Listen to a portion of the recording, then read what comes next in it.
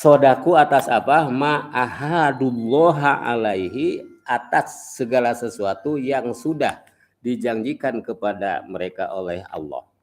Nah, janji ini mulai dari janji ketika di alam ruh, bahwa ruh kita semua sudah menyatakan, yaitu bala syahidna, menjawab pertanyaan alastu birobikum, qalu bala syahidna, bahwa kita sudah menyatakan bersaksi bahwa Allah adalah Tuhan kita, hanya kepada Allah kita menyembah, dan dalam menyembah kepada Allah itu menurut aturan yang datang dari Allah.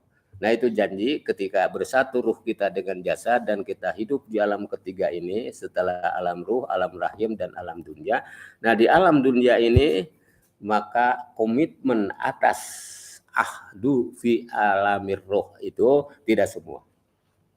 Nah, sehingga ada kategori nanti istilah-istilahnya dalam Al-Quran, ada yang kelompok mukminin, ada kelompok fasikin, ada kelompok kafirin, ada kelompok yang disebut mulhidin, dan yang lain sebagainya.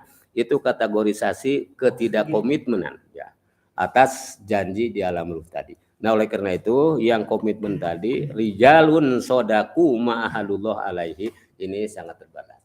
Nah, oleh karena itu nanti jadi sidik ini itu tidak semua orang sidik ya, jujur.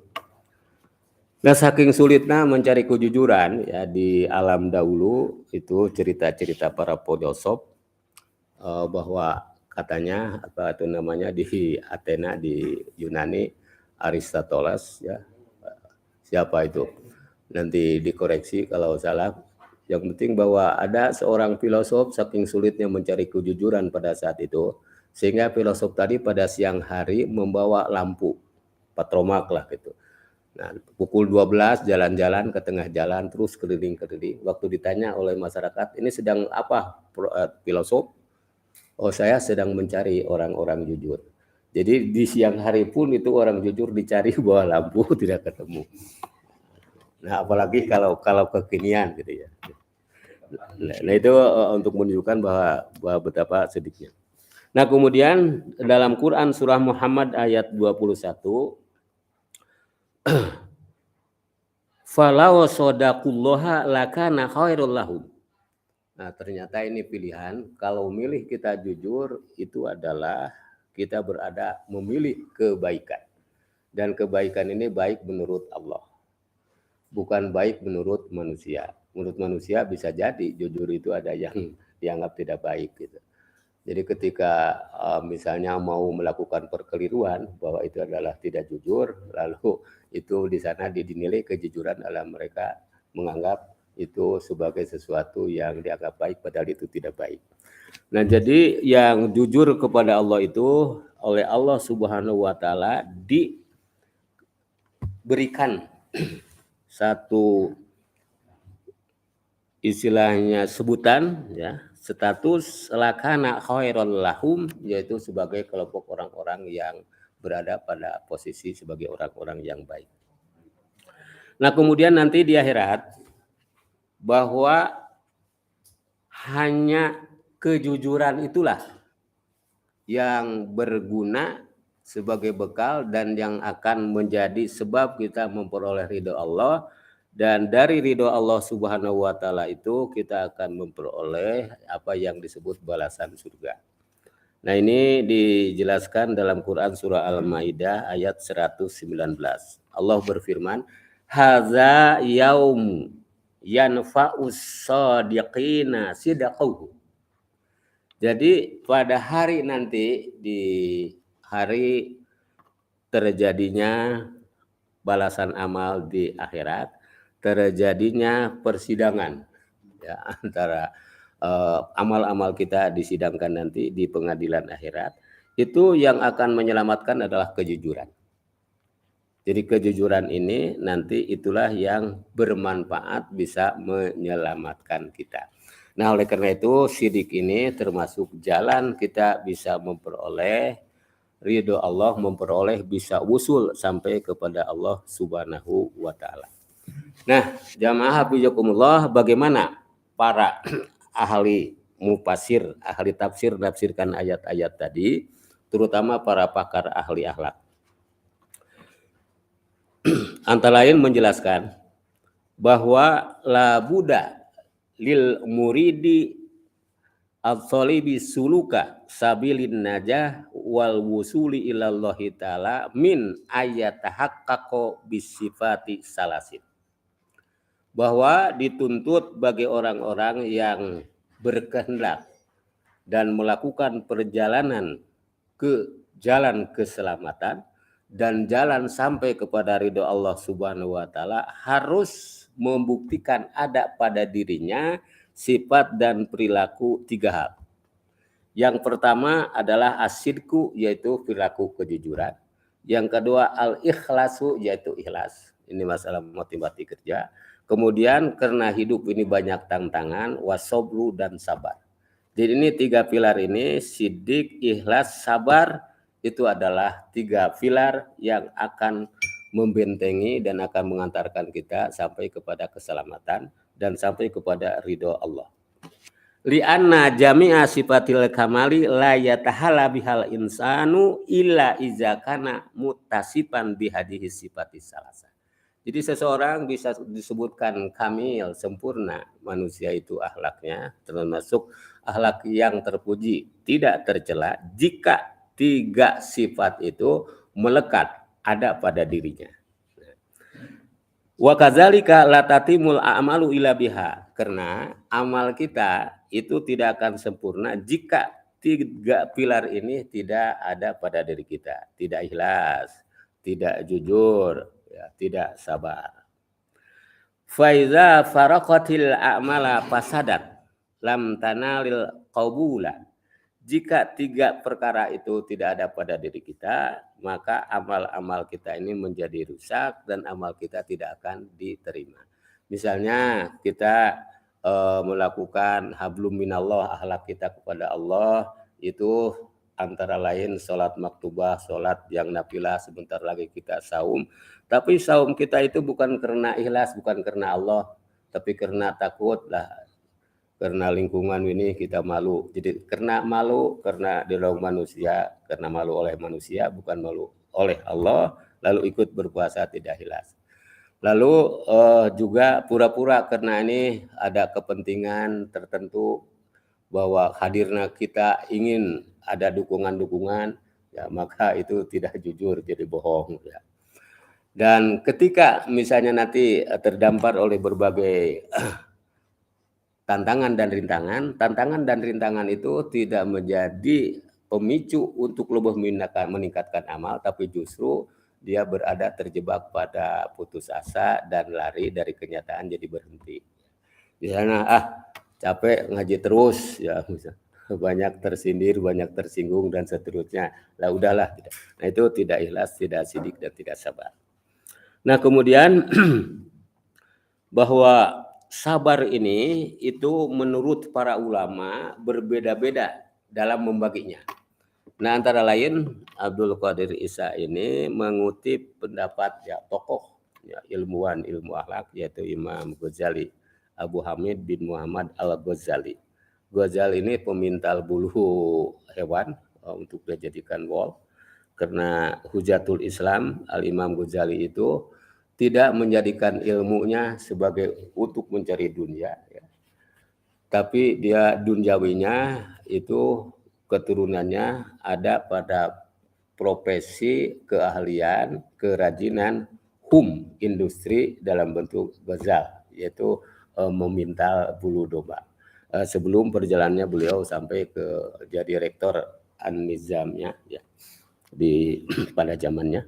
Nah menurut Imam Ghazali bahwa kata asidku itu ada 6 makna. Ya. I'lam anna labdo sidqi yustamalu fi sitati ma'ani. Bahwa kata asidku jujur itu digunakan ada 6 makna. Pertama, sidqun fil qawli. Jujur dalam penggunaan lisan, ngomong. Yang kedua, wasidkun fin niyati wal iradati, yaitu jujur, sidik fin niat, ya, dalam niat, dalam motivasi untuk melakukan sesuatu, wal iradati, yaitu mengatur kemauan dan kehendak.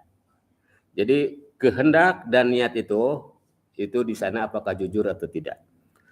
Kemudian yang ketiga wasidqu fil azami, sidik dalam azam. Nah, azam ini yaitu keinginan yang sangat bulat dan kecenderungan untuk dibuktikan itu lebih besar. Itu sudah azam, ya sudah azam. Kalau tidak, nah itu bukan azam, namanya melak lamun tanggal sugan di seborku mudah-mudahan buahna meureun. Jadi harus sidik fil azam. Kemudian wasidkun fil wafa bil azam, yaitu sidik jujur fil wafa dalam memenuhi apa yang sudah diazamkan itu. Kemudian wasidkun fil amali, sidik jujur dalam amal. Nah, amal ini nanti fokusnya perbuatan yang terlihat, perbuatan yang terdengar. Kemudian wasidkun fi tahqiqi maqamatid din kulliha. Nah, ini yang keenam, yaitu kita betul-betul jujur dalam mengimplementasikan, mengamalkan segala tahapan-tahapan, tingkatan-tingkatan, situasi, kondisi, ajaran-ajaran agama secara keseluruhan. Nah, kata Imam Ghazali, famanit tasofa bisidqi fi jami'i zalika bahwa siddiqun. Kalau orang sudah disifati oleh 6 sifat itu, maka orangnya disebut siddiq. Nah, jadi benarnya benar. Jadi ada sodik, ada sidik. Sodik, sidik. Jadi sodik itu belum sempurna keseluruhan, tapi kalau sidik sudah semua melakukan. Sidik. Nah, ini kata sidik juga sudah menjadi bahasa kita dalam obrolan. Sidik gitu. Nah, jadi sidik itu betul-betul untuk menunjukkan bukti bahwa itu kebenaran. Ketika menolak ya, sesuatu yang tidak sesuai itu ditolaknya dengan sidik untuk itu. Ya, gitu. Nah, bagaimana ya perilaku, ya cara melakukan sidik lisan? Nah, lalu Al-Ghazali menjelaskan demikian. Sidqul lisan yakunu fil ikhbar. Benarnya lisan, ya kaul, itu yakunu fil ikhbar, terkait dengan olahan kata-kata, olahan berita. Nah, ikhbar itu mahtamala sidqa wal kizba. Setiap berita, omongan, baik bahasa lisan yang terdengar maupun bahasa lisan yang tertulis, itu mengandung kejujuran, kebenaran, dan mengandung kebohongan. Nah, lisan yang sidik yaitu tidak pernah membuat, bahasa Sundanya haok, bahasa sekarang yang sedang berkembang hoak. Jadi hoak itu dari Sunda haok.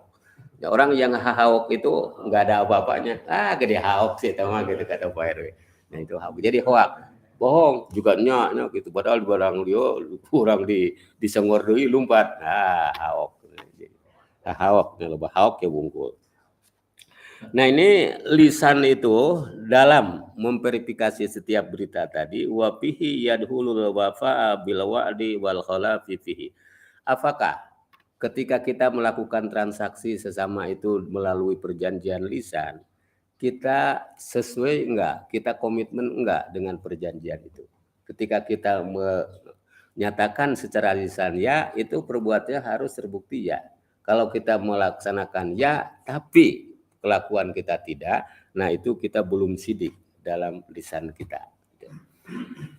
Nah, kemudian sidik lisan ini juga sesuai nanti dalam fungsinya. Fungsi lisan untuk apa?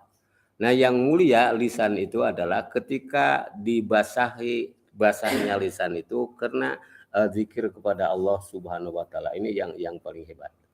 Nah, itulah sebabnya antara lain para rawi hadis ketika menjelaskan cabang iman yang 77 macam itu, yang pertama adalah yaitu ada yang disebut dengan sambungan kita dengan langit, yaitu kalimat tauhid zikir. Jadi al-imanu bid'un wa sab'una syu'batan a'laha qaulu la ilaha illallah wa adnaha imatatul adza anit thariq, kemudian wal haya'u minal iman. Nah, 3 sampel dalam hadis itu bahwa dari 77 macam cabang iman, ya perilaku iman, itu adalah yang menyambungkan ke langit yaitu zikir la ilaha illallah. Nah, ketika lisan kita melakukan zikir la ilaha illallah, bahkan ada yang rutobul lisan bi zikrillah, nah itu termasuk orang soleh, termasuk orang sidik. Ketika lidahnya, lisannya itu basah bukan karena zikir kepada Allah, tapi basah dengan bicara-bicara yang melupakan kepada Allah. Nah, itu ciri orang tidak sidik. Nah, kemudian tingkat yang menyambungkan ke bumi itu adalah imatatul adza anitorik, menyingkirkan tantangan-tantangan duri-duri dalam perjalanan hidup ya secara umum. Jadi bukan hanya sekedar jalan secara fisik, itu juga termasuk, tapi juga jalan dalam pengertian jalan kehidupan. Jadi ketika orang menghalangi, menebar duri-duri ya, dalam jalan kehidupan, itulah termasuk orang yang tidak jujur. Nah, yang kejujuran tadi bagaimana itu menyingkirkan duri-duri di perjalanan hidup, dan itu semua bisa tegak jika orang punya malu. Nah, kalau tidak punya malu, tidak punya malu ketika lisan kita tidak digunakan zikir kepada Allah, tidak digunakan untuk karena mana zikir juga adalah Al-Quran, tidak dijadikan bacaan Al-Quran, dan seterusnya dan seterusnya. Itu tidak punya malu. Nah, oleh karena itu wal haya'u minal iman, bahwa malu adalah nisbul iman, sebagian dari keimanan. Nah, ini juga malu menjadi penting. Dan nanti implementasi malu itu sendiri akan bermacam-macam sesuai dengan sistem nilai. Misalnya ada karena malu bunuh diri, itu jadi tambah lagi dosanya. Ada malu ya, dari jabatan karena tidak komitmen, tidak jujur, lalu mundur. Nah, karena malu, nah itu mungkin malu bagus gitu. Nah, jadi nanti pasangan malu ini ada yang positif dan ada negatif, ada yang mahmudah, ada yang majmumah menurut bahasa akhlak. Nah, kemudian yang kedua adalah sidkun biniyati wal iradah, ini wa yarji'u dzalika ilal ikhlas. Nah, ini kembali kepada ikhlas. Jadi yang jujur dalam niat, jujur dalam menggerakkan kahayang jeung kadaek, itu adalah ikhlas. Jadi ikhlas ini adalah daya dorongnya karena diperintah oleh Allah untuk melakukan sesuatu, dan kita meninggalkan sesuatu karena dilarang oleh Allah. Nah, ketika itu menjadi motivasi, dia tidak melihat apakah mau berhadapan dengan ejekan orang dan seterusnya. Ini motivasi ikhlas itu akan meluruskan jalan. Nah, ini kata Imam Ghazali selanjutnya, ikhlas ini wahwa alla yakuna lahu ba'isun fil harakati wasakanati illallahu ta'ala. Jadi ketika kita, ini rumusan besarnya, baik kita untuk bergerak melakukan sesuatu atau kita diam tidak melakukan sesuatu, itu harus tetap dalam kerangka ikhlas. Nah, kalau tidak, ketika kita bergerak, ketika kita diam, tidak dalam konteks motifnya itu ikhlas, nah itu masuk tidak jujur.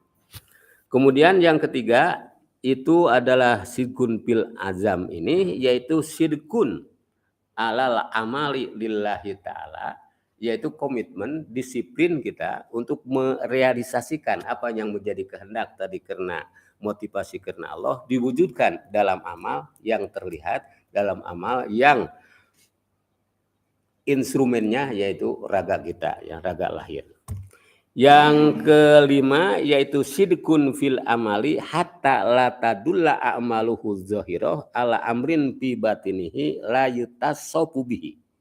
Nah, artinya maksudnya bahwa yang kelima, sidik dalam amal, perbuatan-perbuatan, yaitu bahwa jangan sampai terjadi apa yang kita lakukan itu adalah bertentangan dengan apa yang ada di batin.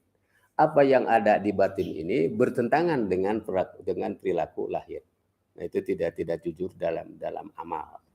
Jadi amalnya yang soleh ya bentuknya, tapi tidak lahir dari keikhlasan, ada hal-hal yang bukan ridho Allah, atau dia misalnya di dalam hatinya itu bagus, tapi wujudnya amalnya batal. Nah, itu tidak jujur. Jadi harus sinkron antara pekerjaan lahir dan pekerjaan batin.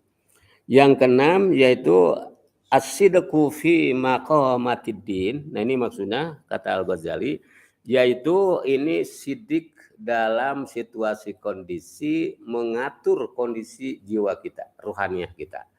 Yaitu seperti pekerjaan kal khaufi, seperti rasa takut yang sudah kita jelaskan, warroja seperti bagaimana kita membangun harapan, wa ta'zim dan mengagungkan yang layak diagungkan, yaitu terutama adalah yang berhak diagungkan Allah dan para rasulnya.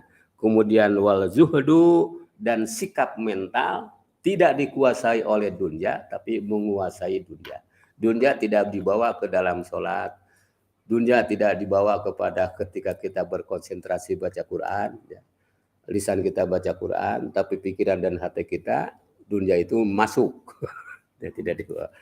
Jadi juhud seperti itu menurut kajian tasawuf modern. Warido, kemudian ridho, rela. Nah, ridho ini tidak kukludus individu, tidak rumahu, ya, tidak galau. Dia ridho atas perintah Allah dan ridho atas meninggalkan apa yang dilarang oleh Allah. Kemudian watawakuli dan tawakal. Nah, tawakal ini memasrahkan totalitas hidup kita ini untuk diatur menurut perintah dan menurut larangan. Itu tawakal. Jadi tawakal ini bukan berarti kita nemlehkeun segala sesuatu itu ke Allah. Ah, geun da boga Allah ya temlehkeun we. Hayang beurhan kumaha Allah. Mung usaha. Nah, itu bukan tawakal. Bukan tawakal. Jadi tawakal ini adalah ikhtiar yang maksimal, dan ikhtiar yang maksimal itu sendiri disertai dengan keyakinan bahwa apa yang dilakukan itu ada dalam kerangka melaksanakan perintah Allah jika itu perintah, dan dalam rangka meninggalkan larangan Allah ketika itu adalah larangan. Nah, misalnya itu pernah terjadi dalam riwayat, dalam kisah-kisah zaman Nabi, ada yang bawa onta, kemudian ontanya itu lalu tidak dicangcang, ya, tidak ini. Nah, sudah sama tawakal kepada Allah, jadi biarkan saja. Nah, itu ternyata dikritik bahwa bukan begitu seperti tawakal, maka cangcang itu supaya tidak kabur. Nah, jadi menyangcang itu sudah adalah perintah, dan supaya tidak kabur itu adalah sebagai ikhtiar. Jadi tawakal itu bukan tanpa kerja keras, jadi harus ada sabab.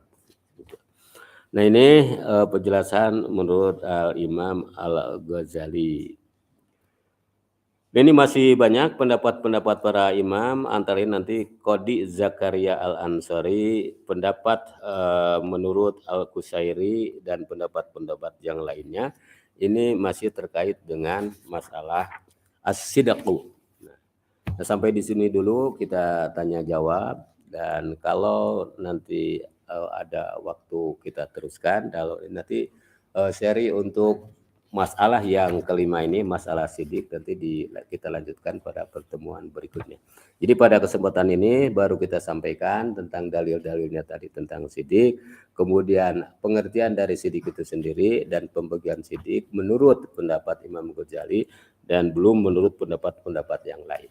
Untuk itu dipersilahkan kepada jamaah untuk mengajukan tambahan penjelasan atau pertanyaan atau hal-hal yang lain yang terkait dengan topik ini, atau juga yang terkait dengan topik lain yang dalam besaran kerangka mengenai akhlak kita, dipersilakan.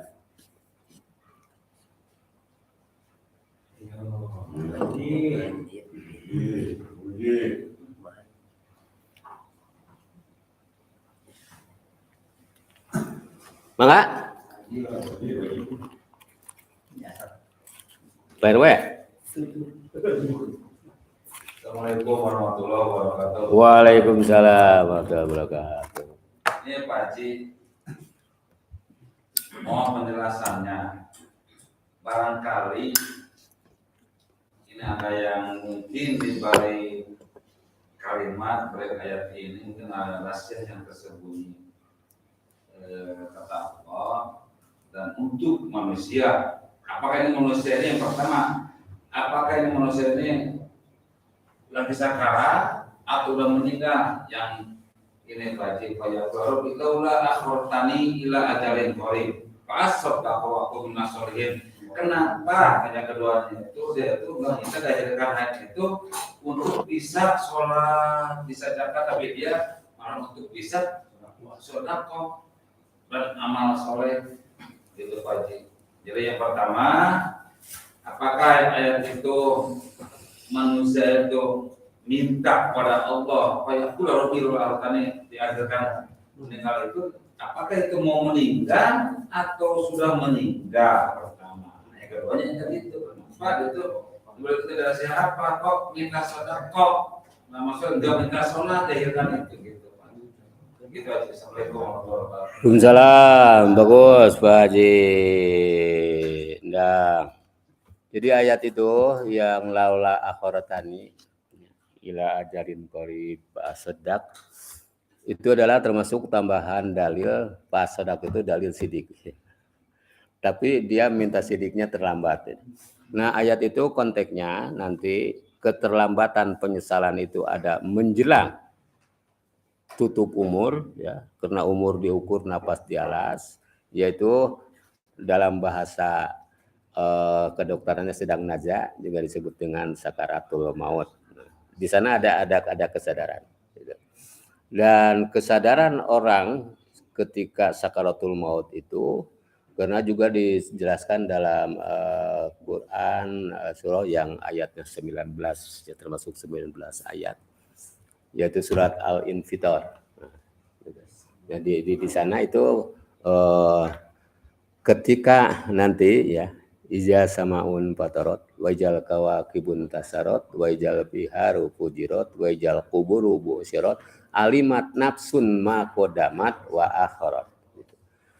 Nah, di sana itu nanti lanjutan dari penyesalan ketika menjelang mau wafat, dan juga nanti ada penyesalan di akhirat. Nah, penyesalan di akhirat itu di dalam Quran digambarkan antara lain dalam Quran surah Al-Muluk itu bahwa ketika dia ada di neraka, itu mereka ditanya kenapa ada di neraka. Mereka menjawab laukuna nasma'u au naqilu makuna fi ashabis sa'ir. Kalau dulu ketika waktu di dunia akal ini digunakan, telinga ini digunakan untuk mendengarkan penjelasan-penjelasan apa yang diperintahkan Allah melalui Rasulnya, apa yang dilarang oleh Allah melalui Rasulnya, itu dilakukan ini direspon positif, makuna biasa bisair, kami tidak akan ada di sini. Nah, itu penyesalan. Lalu juga ada pertanyaan nanti dari dialog antara orang surga, ya, penghuni surga dengan neraka.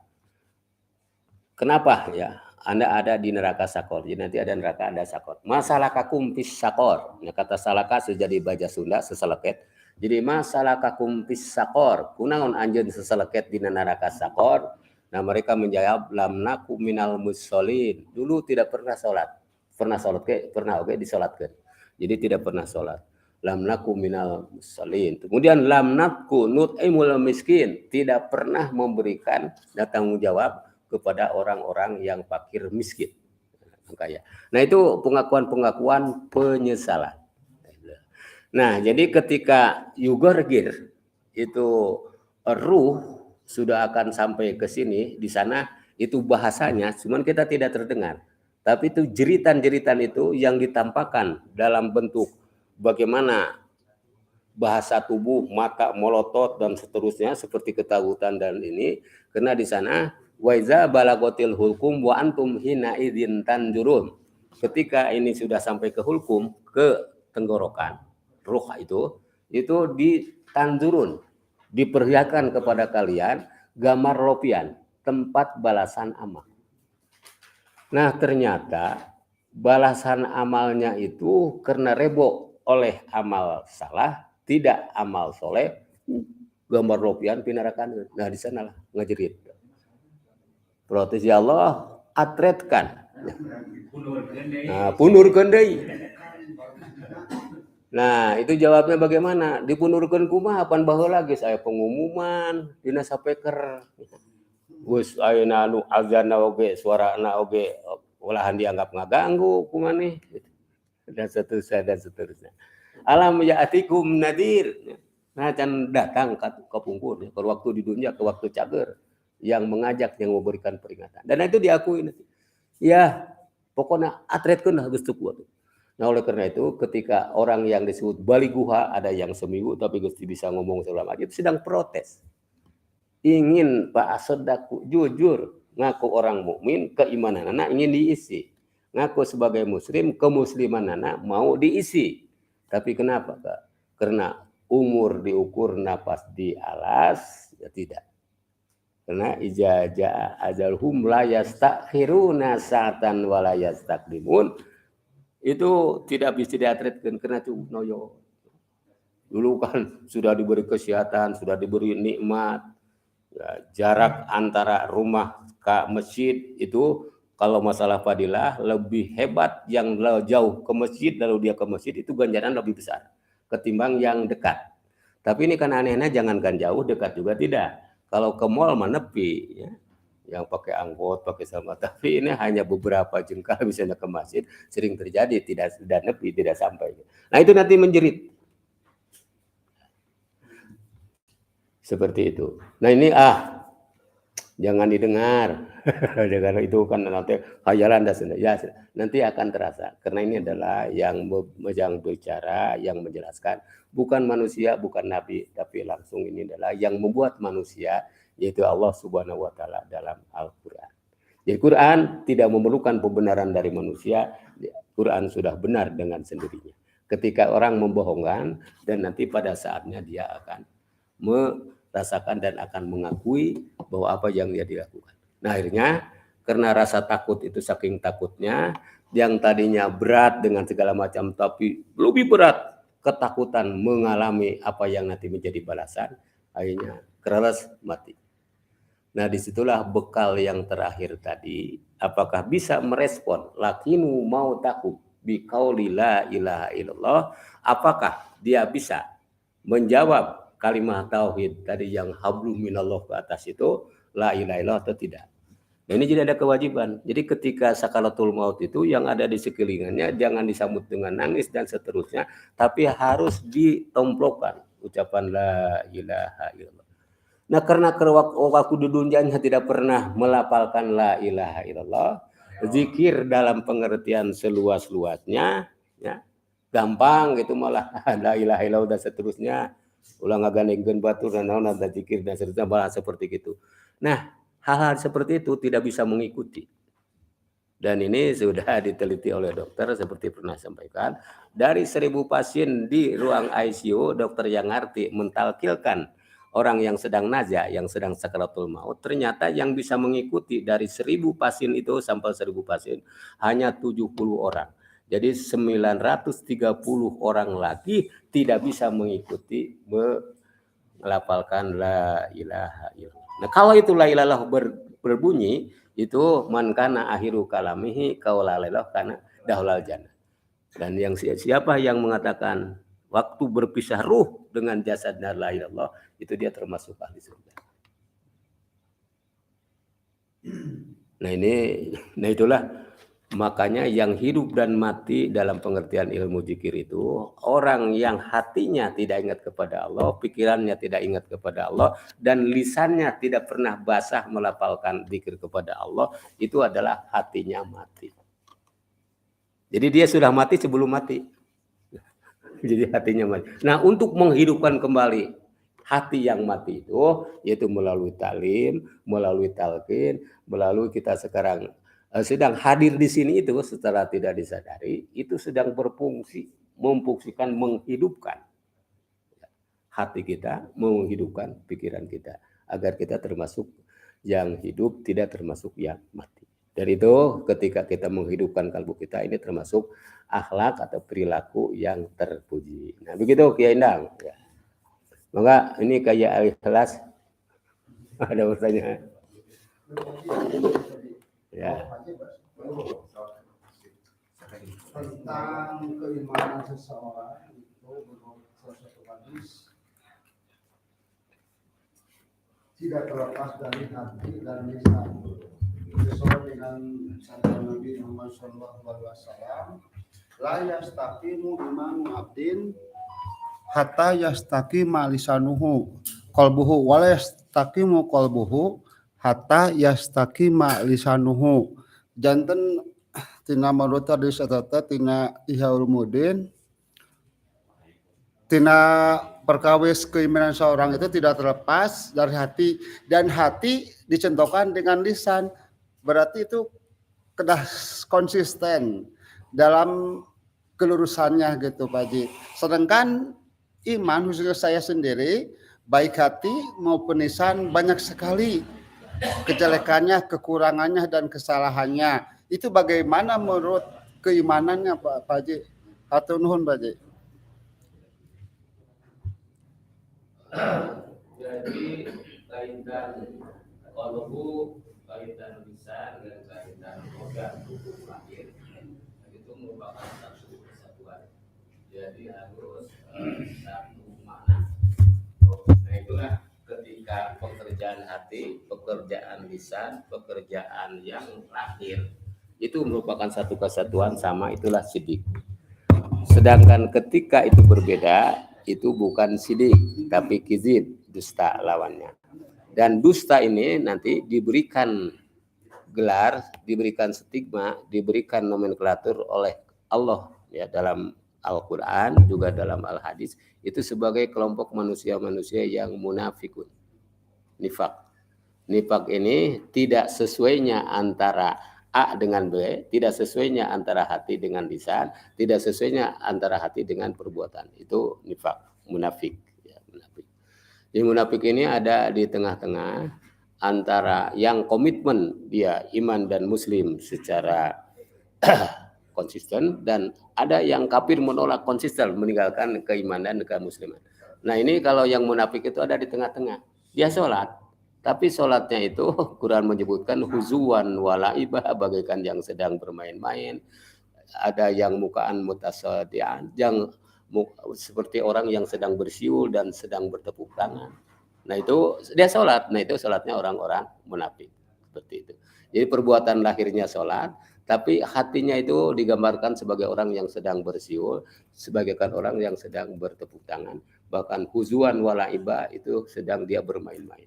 Nah sementara itu perilaku sholat tadi digambarkan mereka sholatnya di Masjidil Haram, dekat Ka'bah, mustaqilah Ka'bah, Ka'bahnya terlihat. Jadi kalau ada yang sholat di sini itu mukaan watasdia, hujuan walaibah, kusala dan seterusnya, apalagi ini jauh dari Ka'bah, yang dekat dari Ka'bah saja dulu, itu kelompok manusia yang munafikin itu. Ini termasuk kizib, ya, jadi hadasa kazaba. Jadi gitu Kang Asep. Mengapa RW? Terima kasih. Assalamualaikum warahmatullahi wabarakatuh. Assalamualaikum. Berkaitan dengan pertanyaan yang tadi Pak Haji bilang, Pak, kalau dalam hal sakaratul maut itu memang Nabi saja pada saat di waktu akhirnya beliau bagaimana merasakan sakitnya sakaratul maut. Nah, sementara di kehidupan kita sekarang, saya sering melihat di medsos banyak juga yang sedang sholat kemudian meninggal, kemudian yang sedang khutbah meninggal, yang sedang ngaji meninggal. Apakah mereka itu yang tiba-tiba sedang ibadah dicabut begitu, itu masih merasakan sakit atau tidak kira-kira ya Pak? Itu yang berkaitan dengan sakaratul maut. Karena ya saya saja baru kemarin minggu kemarin saya melihat langsung tidak bagaimana orang tua menghadapi sakaratul maut itu sakitnya gitu kan. Nah itu apakah hampir setiap orang bakal merasakan sakit karena kita aja kan dalam artian nunggu bagian gitu kan. Nah, saking sakitnya jadi kita harus persiapannya untuk menghadapi ke sana itu yang lebih maksimalnya harus bagaimana kan. Itu saja, terima kasih. Terima kasih Pak KM.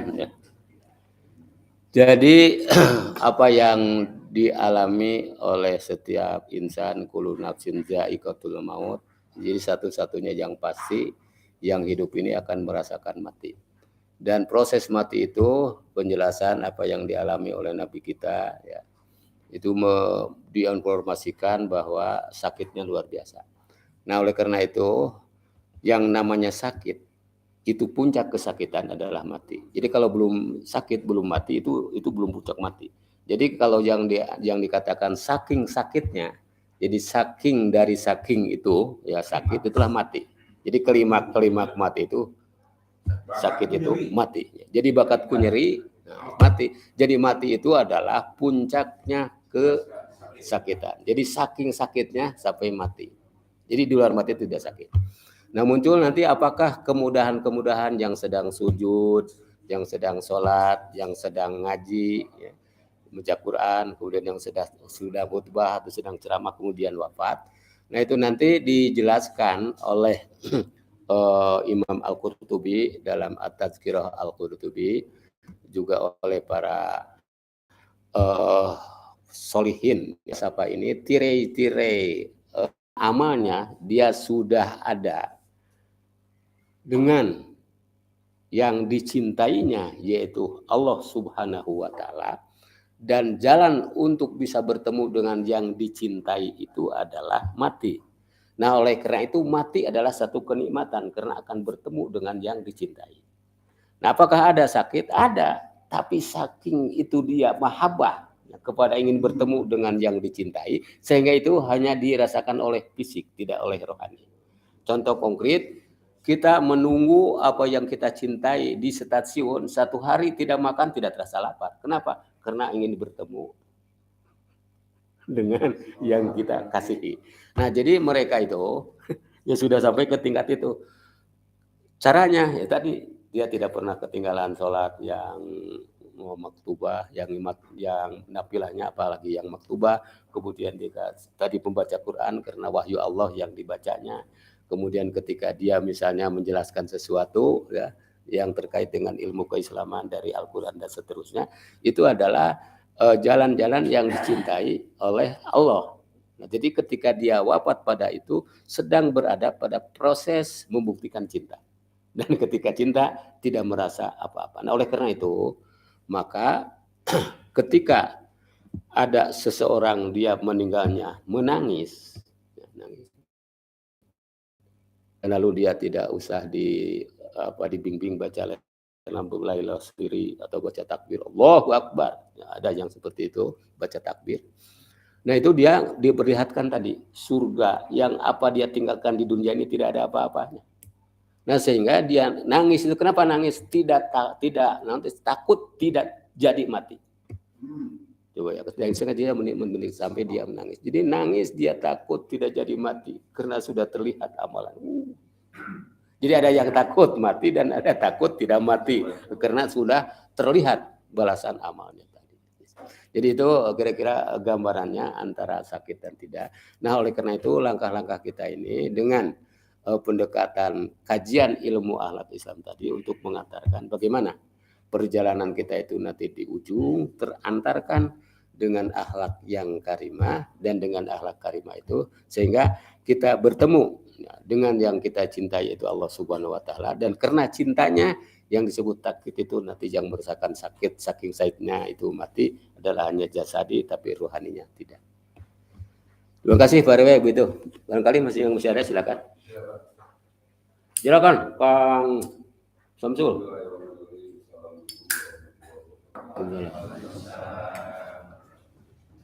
Dengan sangat mohon dieksplor oleh Pak Kiai bagaimana 3 pilar itu menjadi karakter kita. Cara yang 3 pilar itu tadi Pak Kiai sebutkan ikhlas, jujur, dan sabar.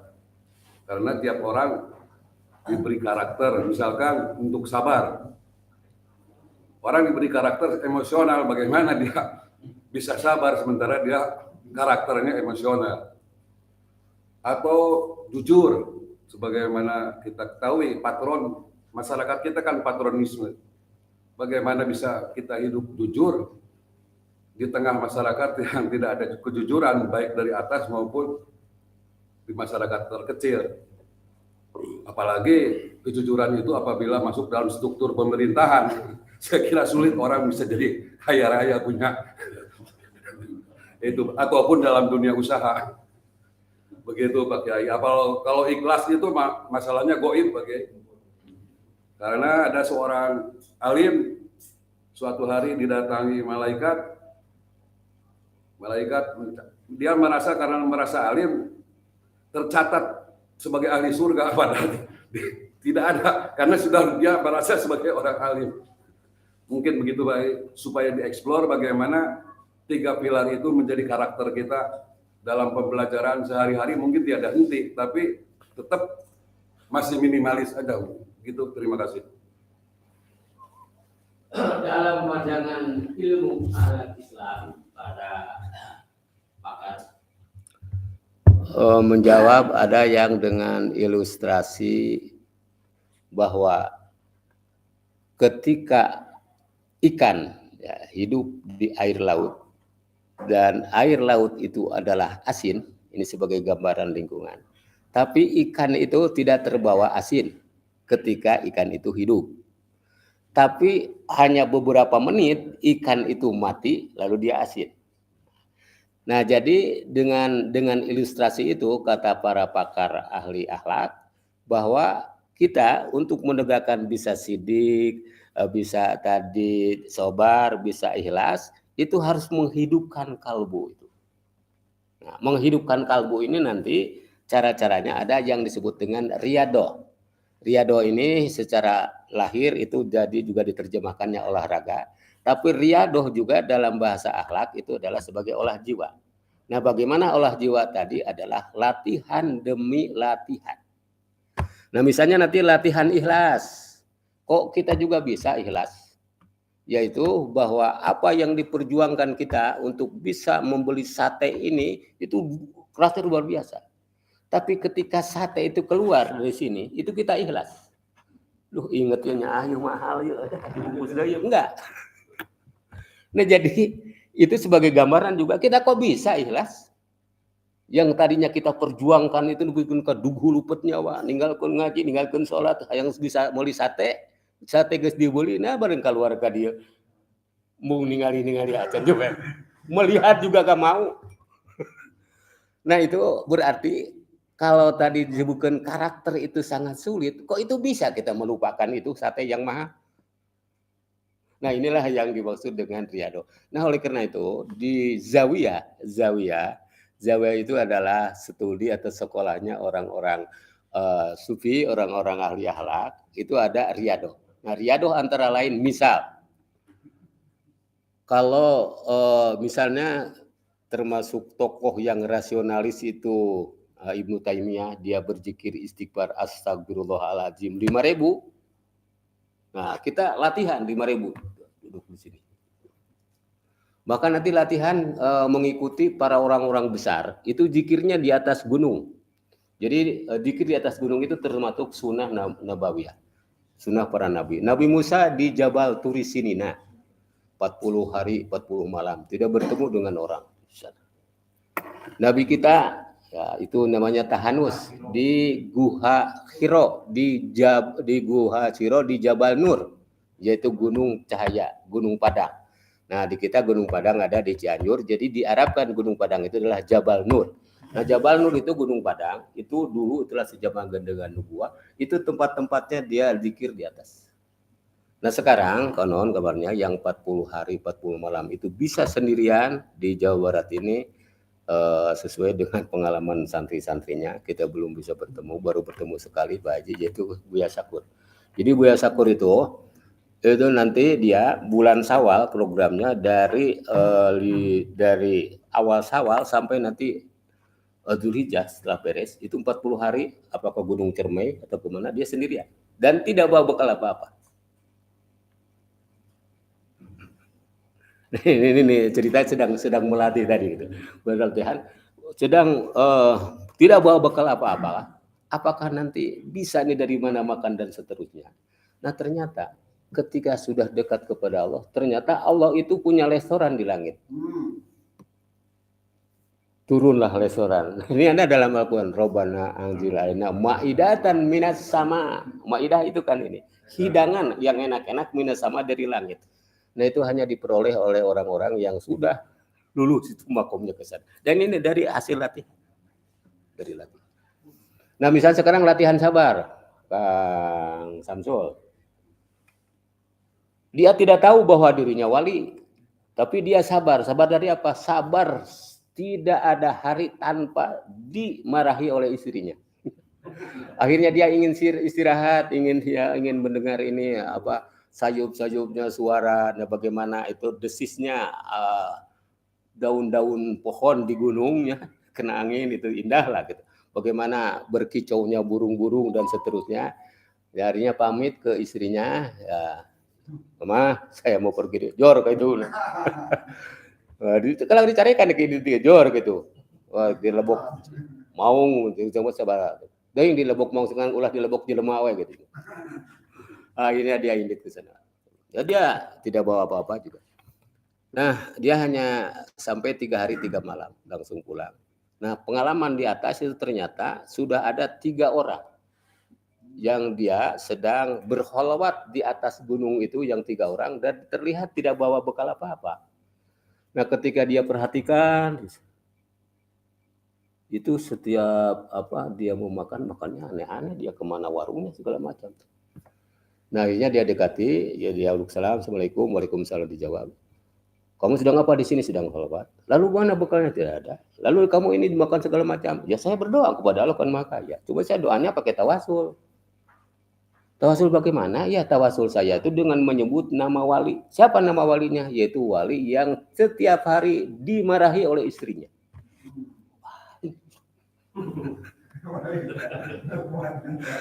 Ya Allah, ini turunkan makanan ya dengan karumatnya wali yang setiap hari tidak henti dimarahi oleh istrinya karena dia bisa sabar.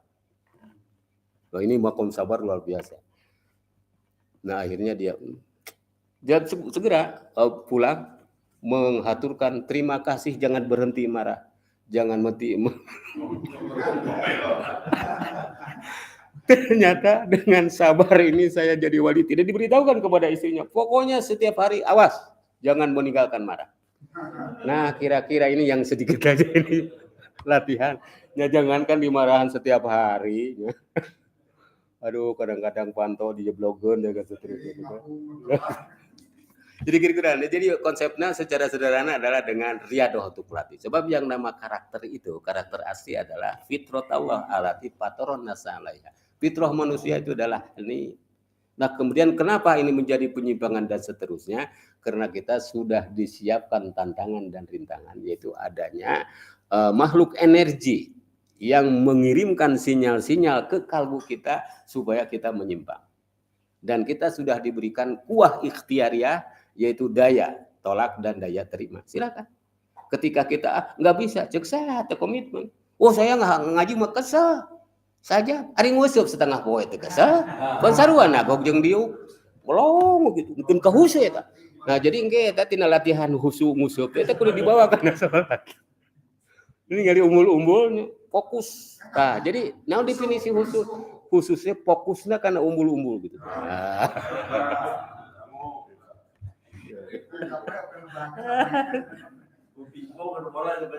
Gitu. Jadi ada nilai positifnya seperti itu di bawah. Tapi ini untuk memberikan argumen karena ketika orang 2 jam iktikaf di masjid ngupingkeun ngawas itu kesel di segala macam, padahal loba anu kesel oge nya kurang bisa dilaksanakan. Sanggup. Ini hanya memindahkan duduk dan merokok di sini bebas. Kenapa di bawah? Sebab di atas kurang sopan merokoknya itu bebas. Jadi ini mazhabnya mazhab Cileunyi ya. Mama Cileunyi itu kalau ngaji ihya itu di Pangimaran sambil rokok. Jadi termasuk ya kenaun ngarokok sunnah. Cileunyi. Ini bisa perdebatan tapi nanti bab rokok secara khusus nanti ada kitabnya dari Mufasir Imam Al-Alusi bab menang ngarokok jeung bab menang rokok. Jadi ini juga satu topik bagaimana ngarokoknya yang terpuji dan merokok tidak terpuji. Jadi yang merokok terpuji adalah merokok supaya tidak ngantuk ngaji. Ya silakan kalau saya. Ya silakan dari Al-Ikhlas. Terkait tentang ulama bajunya yang hubungannya dengan dari dan Imam Al-Ghazali dalam kitabnya Ihya Ulumuddin ya, pembagian ulama terbagi dua Pak Haji ya. Ada ulama dunia atau ulama ada lagi ulama akhirat ya atau ulama hak. Jadi bagaimana Pak Haji ketika seorang ulama di sini ketika sudah mengikuti alur, apa itu alur di pemerintahan, di organisasi atau di kebijakan sendiri, terkadang ulama ini tidak menyampaikan mana yang hak dan mana yang batil Pak Haji, karena dia itu kalau dalam hatinya itu tersandra oleh apakah itu politik, apakah itu kepentingan tertentu Pak Haji. Ketika misalkan dia untuk berkata jujur, maka dia sudah tidak akan dimasukkan lagi ke dalam organisasinya atau ke dalam pemerintahan atau dalam kekuasaan gitu. Jadi bagaimana pandangan kita Pak Haji ketika menghadapi ulama atau ya ulama yang hanya mementingkan dunia dibandingkan ulama hak yang memang benar-benar taat kepada Allah, menyampaikan kebenaran meskipun itu pahit rasanya gitu ya. Apalagi seorang ulama ini banyak pengikutnya Pak Hajinya, banyak pengikutnya. Ketika misalkan pengikutnya melihat ulamanya seperti ini, bagaimana ketika misalkan ulamanya apakah di pesantrennya atau di organisasinya ketika melihat pembicaraannya, kebijakannya atau tutur katanya itu tidak jujur Pak Haji atau tidak sidik tadi ya gitu.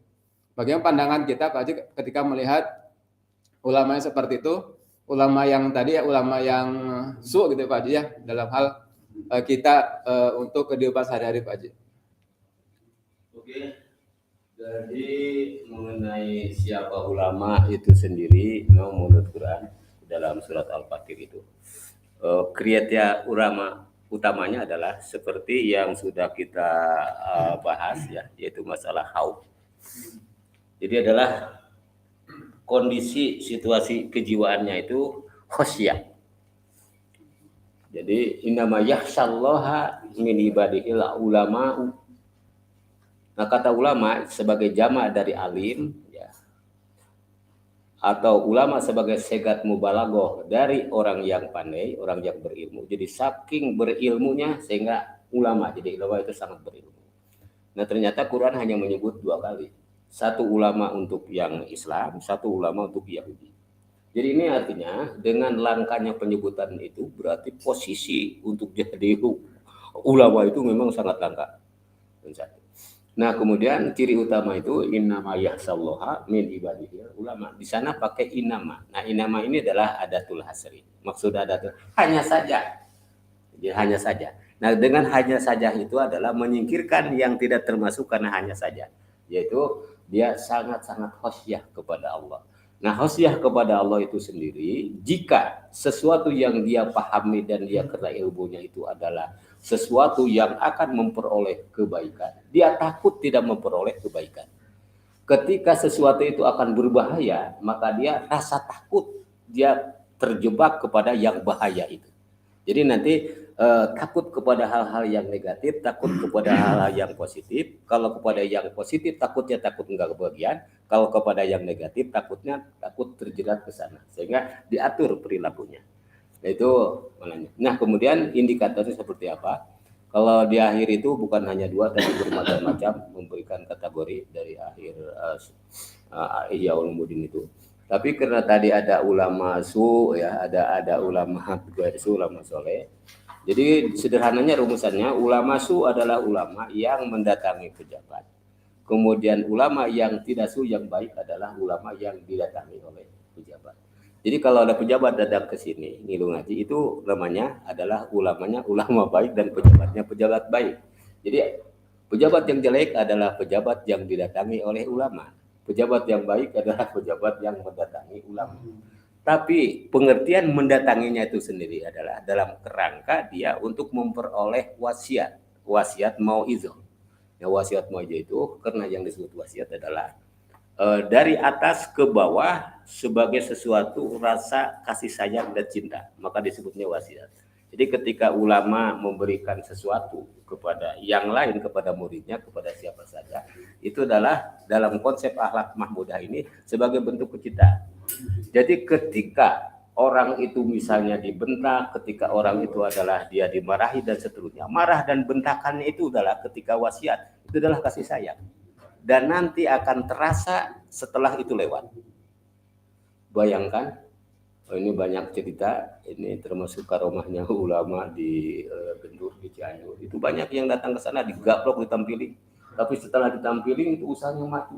Akhirnya banyak orang ke sana ingin ditampilin. Tapi hanya orang itu saja ditampilin. Jadi ini bikannya orang itu ditampilin. Nah, setelah ditampar itu dia ternyata menjadi maju. Karena barokah tamparannya itu. Nah ini banyak orang yang ingin ditampilin, yang tidak ditampilin. Nah ini maksudnya itu. Jadi itu rumusannya. Dan bahkan juga nanti ada ulama yang dikasih oleh Allah itu dia tidak tenar di bumi, tapi dia tenar di langit. Ya, tidak terkenal di bumi, tapi dia terkenal di langit. Itu termasuk ciri ulama yang baik. Dan ulama yang jelek adalah ulama yang terkenal di bumi dan dia terkutuk di langit. Kenapa? Karena tadi tidak amar ma'ruf nahi munkar, tapi amar munkar nahi ma'ruf. Itu rumusannya, itu rumusan seperti itu. Nah sehingga ketika ada orang ini pejabat mengundang ulama yang dia harismatik dan seterusnya, dia sangat dia akhirnya undang di pertemuan katakanlah apa yang ketika pejabat menerima tamu itu jamuan open house. Nah, open house. Jadi ulama tunggu-tunggu. Nah, datang ulama tadi tapi tidak pakai jubah, tidak pakai ga, dia pakaian yang rudin seperti biasa. Tuh ditanya-tanya acan cicing di tukangna dia. Nah, akhirnya kan dicari mana ulama enggak datang. Nah, akhirnya pejabat itulah setingkat gubernur enggak datang. Akhirnya ulama itu disuruh oleh ajudan gubernur tadi supaya dia datang. Kau kenapa enggak datang ke waktu open house? Ulama tidak cerita. Dia sudah disiapkan ini bawa satu kartus dibawa. Ini jawabannya disampaikan. Dibuka tes sorban. Dia gubernur udah bingung. Ini bisa datang jawaban sorban.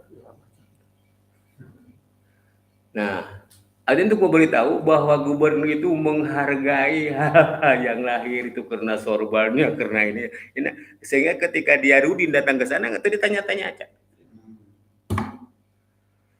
Nah, bahkan ada ini cerita-cerita yang aneh ini itu antara misalnya di kitab Hilyatul Auliya. Hilyatul itu adalah cerita-cerita keanehan-keanehan, perilaku, akhlak baik yang ditampilkan bagaimana dia melatih diri supaya tidak sombong dan seterusnya. Nah itu ada yang open house di waktu khalifah pada saat itu zaman kekhalifahan. Ada yang hadir dia pakai pakaian yang rudi dan dia bawa anjing dan anjingnya yang didudukan di kursi dan dia duduk di bawah. Akhirnya kan semua itu termasuk Satpol PP ini jelas keamanan itu ya pasukan pas pampres tadi kan ngusir dia segala macam menghina. Nah akhirnya setelah diusir segala macam ada yang orang ini coba dengarkan dulu kenapa dia melakukan itu. Akhirnya dia pidato. Setelah pidato ini semua kalian jadi termasuk khalifah ini dia tak ubahnya ini masih mulia anjing ketimbang kalian. Oh dia jelaskan tadi kekeliruan itu segala macam tuh. Dan pantasnya Anda harus duduk di bawah. Akhirnya ditanya, ya itu pada sudah kelas wali dia untuk menasihati. Nah, jadi itulah keunikan bahwa betapa nanti ulama yang kelasnya bagus. Misalnya kita dengarkan bagaimana penjelasan Mama Uci Tursusi yang dari Cilongok. Nah itulah dia tidak pernah menerima bantuan dari itu supaya ngomongnya lancar. Jadi nanti pengaruh dari makanan yang haram itu jadi balelo. Saya kira itu karena waktu ini.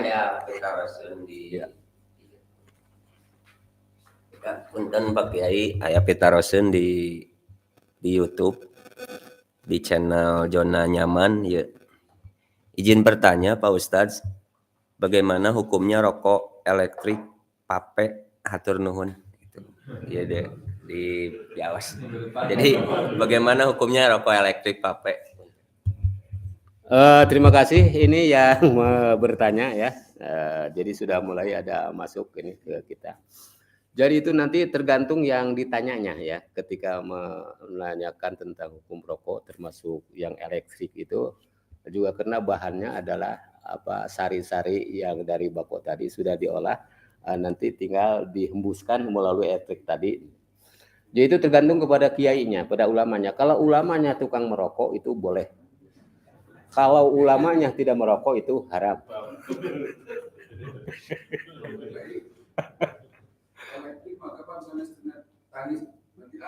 Nah, oke.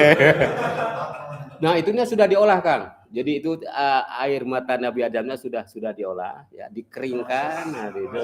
Seperti kan susu kan susu sapi itu kan cair. Nah, sekarang jadi kering kan gitu. Nah, itu sudah dikeringkan nanti bisa dihembuskan gitu. Jadi kesimpulannya bahwa rokok itu adalah hukum dasarnya adalah mubah. Dan kemubahan ini nanti kalau berakibatnya itu menjadi merusak kesehatan itu menjadi haram ya. Tapi ada orang yang karena tidak merokok dia tidak berjalan utak-atik otaknya, nah itu jadi membantu. Bayangkan teman kita itu Isa Ansori adalah dia orator, dia singa mimbar dan dia juga tulisannya antara ucapan dan tulisan itu sama. Silakan baca itu apa Mujahid Dakwah. Betah itu baca tulisan. Nah itu dia nulisnya sambil merokok. Sampai ininya itu hitam. Kurang. Nah, merokok seperti itu kata tukang merokok. Nah itu termasuk media untuk fokus dan untuk tidak ngantuk dalam sedang belajar. Jadi begitu kesimpulan yang bertanya. Silakan selama itu tidak merusak kesehatan ya. Tapi kalau merusak kesehatan harus berhenti karena kita tidak boleh merusak diri kita sendiri. Ya. Quran itu dilarang, ya. Jangan tulbu ila tahluka, jangan melemparkan diri kita. Nah kalau sudah jelas nanti ini sementara ini adalah dalam konteks fakum bizawahir wa takum bisaroir. Dohirnya bako, tapi ketika ditelusuri nanti ternyata ada barang haram, nah itu sudah haram. Sudah haram. Tapi nanti haramnya antara lebih banyak mana bakona dengan narkobanya, nah itu ditimbang-timbang. Nah kalau yang secara sofistik ya tidak mau. Tapi kalau dalam fikih itu tai kotoran itu kan najis dan dimakan haram. Tapi ketika itu adalah teri ikan teri itu lebih banyak daging terinya ketimbang itunya, ketimbang kotorannya. Akhirnya bahwa yang kotoran sedikit itu ikut ke terinya yang tidak kotor, yang halal. Jadi itu termasuk halal. Tapi sebenarnya kalau kita baca kitab Al-Um, nah itu katanya tidak boleh. Tapi kita ashabnya itu ada yang membolehkan. Oleh karena itu yang makan teri itu kalau kita berhati-hati supaya tidak terjebak kepada hal-hal yang najis dan haram, tidak makan teri. Kalau tidak makan asin dia jeung naon deui bahal. Nah itu bebas diadakan. Jadi kalau memang sudah terkontaminasi sur itu ya sudah tercampur dan kita yakin bahwa itu betul seperti itu. So, kadang-kadang ada juga karena persaingan perdagangan sudah aja diisukan bahwa bahannya itu ada dari narkoba supaya tidak laku. Ya, bisa saja seperti itu. Jadi nanti inilah apa yang disebut dengan sidik tadi harus muwafikun dilwaqi. Apa yang diceritakan nanti didukung oleh realitas kenyataan. Kalau cocok itu sidik. Nah, caranya bagaimana? Itulah ada nanti disebut ikro itu nanti pelaksanaannya di istiqro. Istiqro adalah termasuk menurut bahasa akademisnya adalah penelitian. Jadi penelitian itu termasuk bagian ibadah kita untuk mencocokkan untuk bisa kita sampai sidik yang dalam bahasa itu kalau ketemu sidik jadi pelin. Kalau tidak sidik palin. Palinnya palin bahasa Sunda. Jadi ada pelin. Ya seperti itu masih ada itu ditutup ada. Terserah gitu. Ya saya kira ini yang rencana 9 sudah hampir jam 10 ya, setengah 10. Mudah-mudahan pertemuan kita nanti kita ketemu kembali malam Senin yang akan datang masih akhlak mahmudah yang terkait dengan sidik ini karena baru sebagian lagi nanti mudah-mudahan satu pertemuan lagi ini masalah sidik kita bisa tuntaskan untuk meramal. Tapi karena mungkin nanti malam Senin depan masih meneruskan sidik, setelah sidik nanti akhlak kita bagaimana memasuki Ramadan yang terkait dengan fikih saum ya, fikih saum. Dan fikih saum itu sendiri adalah termasuk akhlak kita. Berhubungan kita dengan kewajiban dengan Allah dan hubungan juga dengan diri kita karena ada saum itu termasuk kesehatan. Jadi nanti pakai kita fikih saum diseling dulu yang terkait dengan akhlak ini gitu. Supaya ada pembekalan kita. Dan nanti kajian kita ini jika ada pikiran-pikiran yang nyeleneh, yang penting mah kita puasa gitu nanu penting Bapak Guru. Justru teu puasa teh salah goreng. Untuk puasanya itu sendiri. Nah, ini pentingnya kita mengkaji seperti ini. Jadi mudah-mudahan pertemuan kita ini menjadi wasilah kita memperoleh barokah dari Allah Subhanahu wa taala. Subhanakallahu wa bihamdika asyhadu an la ilaha illa anta astaghfiruka wa atubu ilaik. Wal afa minkum. Wassalamualaikum warahmatullahi wabarakatuh.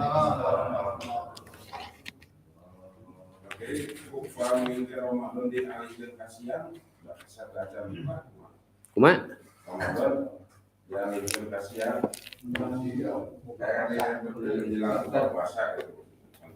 Jasa tas asar. Ngan hari nanti yang hari keur Pak Haji mah nanti malam semalam suntuk itu nonon. Sob sarena ta subuh. Ya, itu biasa. Bisa diatur.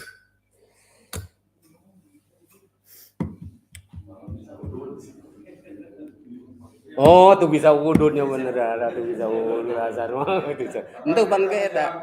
Angke buka bersama.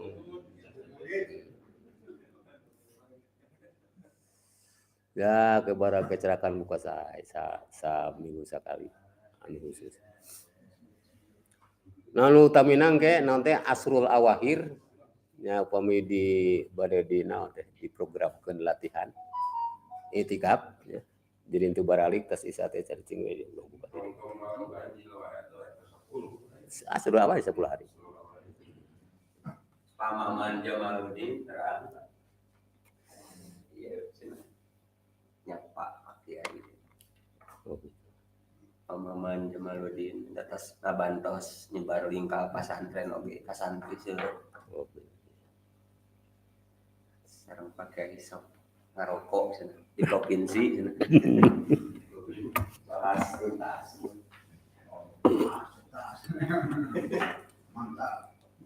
Engke ya nanti eta ngadameleun ada background.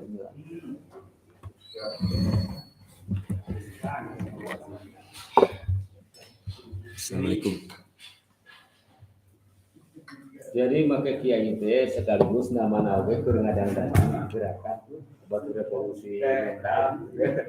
Bukunya mah heureuy. Tadi kada aya ulama teh dua. Ulama nu ngadatangkan pejabat, itu ulama nu didatangkan pejabat.